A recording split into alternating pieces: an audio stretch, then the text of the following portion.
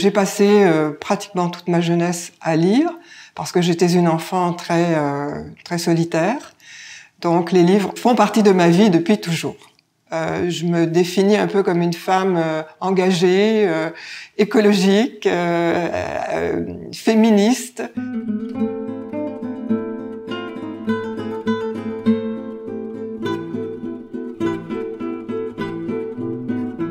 La maison d'édition, elle me semblait nécessaire parce que je remarquais qu'il y avait certains thèmes, certaines thématiques qui n'étaient pas abordées en littérature de jeunesse. Vous savez, on se reporte déjà à 17 ans en arrière, donc moi je voulais aller dans des sujets plus casse-gueule, on dira. Et ça m'intéressait de donner la possibilité aux jeunes de réfléchir à leur vie, de réfléchir aux options qui leur sont données pour l'avenir, d'aller fouiller dans des coins qui étaient peut-être moins fréquentés.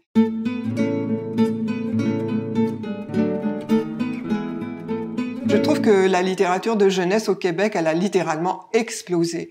Quand j'ai commencé, il y a maintenant 35 ans, il y avait 5 éditeurs de jeunesse, maintenant il y en a plus que 40. Dans les années passées, il y avait beaucoup d'éditeurs de jeunesse qui allaient faire imprimer en Chine. Et moi, je trouvais que ça avait pas de sens parce que quand même, on a tous les moyens ici pour le faire. En plus, on a du papier, on a du très très beau papier qui est fait ici avec une grande proportion de papier recyclé.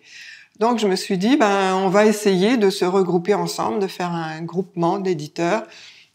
Et finalement, on a réussi, on a fait une espèce de petit pool, puis maintenant, on est une douzaine d'éditeurs. Alors, je suis très contente, moi, de rencontrer mes collègues et de se dire que, on est tous éco-responsables, qui ont fait avancer un petit peu les choses. Mais ça fait maintenant 2 ans qu'on fait ça et ça marche très bien.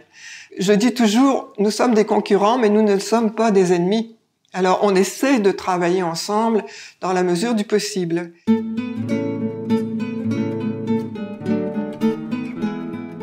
Le fait d'être autrice, en même temps qu'éditrice, ça apporte peut-être beaucoup d'humanité. Parce que je sais ce que c'est comme autrice de me faire refuser un texte. Donc j'essaie, dans la mesure du possible, d'être tendre avec eux, de ne pas les frustrer, de travailler en bonne intelligence avec eux.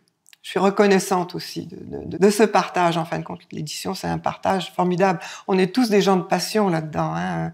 Donc, on partage nos passions, on partage qui on est. Même quelquefois, c'est très intime.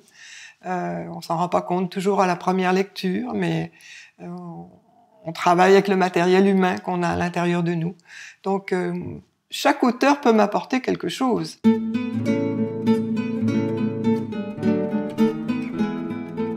Moi, je dirais que le tiers de notre chiffre d'affaires, ce sont des ventes de droits.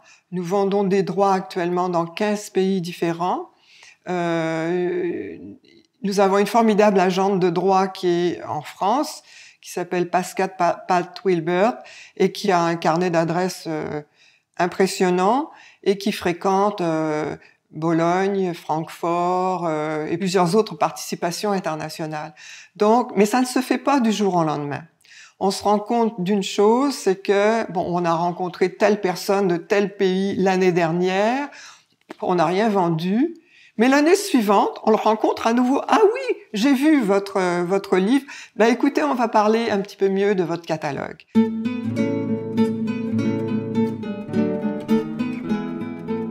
Je carbure à l'émotion.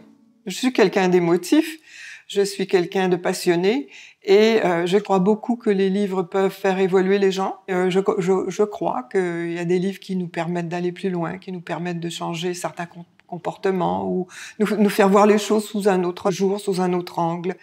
Ce qui me fait vibrer comme éditrice, je crois que c'est l'émotion.